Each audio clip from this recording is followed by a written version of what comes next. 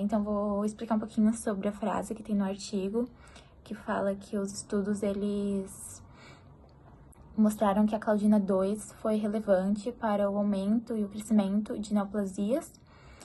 E isso se dá principalmente porque a expressão da Claudina 2, ela é significativamente aumentada no câncer coloretal, e ele se relaciona com o crescimento do tumor devido à expressão forçada dessa Claudina 2 em células cancerosas que não têm essa proteína, né?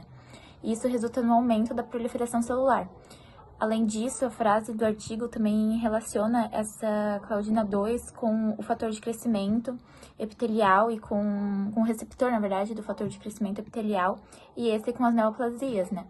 E isso se dá porque o receptor do fator de crescimento epitelial, ele faz a sinalização para a regulação da expressão da Claudina 2.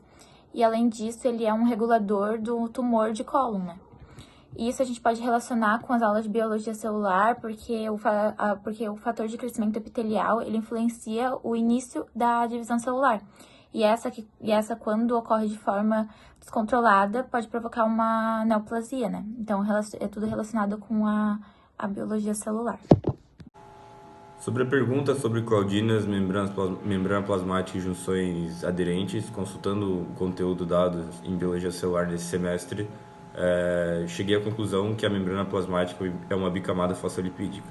A gente viu isso em sala, só que aí eu posso ainda falar um pouco das funções que a gente sabe sobre ela, que é separar meio intra e extracelular, controlar a entrada e saída de molécula e manter constante meio intra e extracelular. Uma das funções que ela tem também é prender uma célula nas outras. E sobre essa função, a gente pode falar que a membrana plasmática possui o complexo juncional, que ele torna capaz essa função dela e efetiva. E ele é composto por vários tipos de junções. São eles oclusivos, aderentes, comunicantes, desmossomos e hemidesmossomos. Essas junções são proteínas ou complexos proteicos que fazem ligações célula-célula. Um exemplo dessas junções aderentes, exemplo da junção aderente, ou fazer oclusão entre células. A claudina é uma proteína que faz parte desse complexo proteico, dessas junções oclusivas, e é a proteína mais importante desse complexo. Bom, então agora eu vou falar sobre uma das perguntas que foi deixada para o segundo semestre. A pergunta que ficou para mim foi: explique o que é a expressão de genes e como a expressão pode se tornar diferente do que se espera.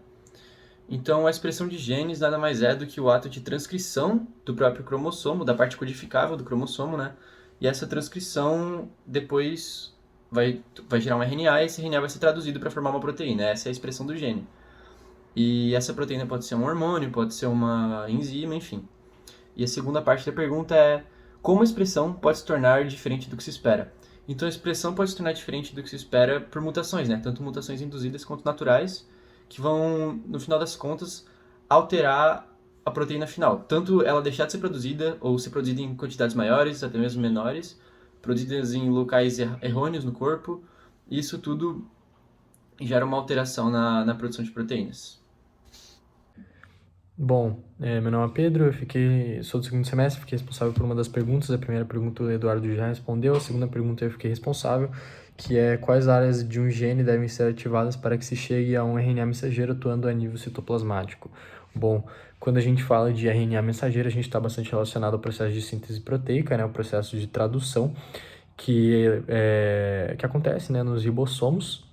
Vale ressaltar também que para esse processo de tradução ocorrer, a gente precisa de vários outros fatores, né, como algumas enzimas e tudo mais para que ela ocorra. Mas quando a gente fala de RNA mensageiro, a gente está bastante relacionado ao processo dos códons, né?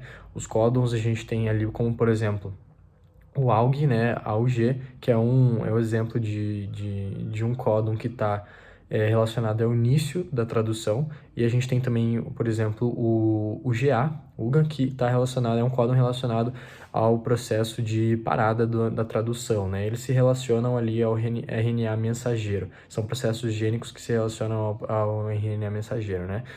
Vale ressaltar também que só para o término da tradução a gente precisa daí o RNA transportador, ele vai trazer alguns aminoácidos para códons específicos para a formação daí, enfim, das proteínas e o término da tradução.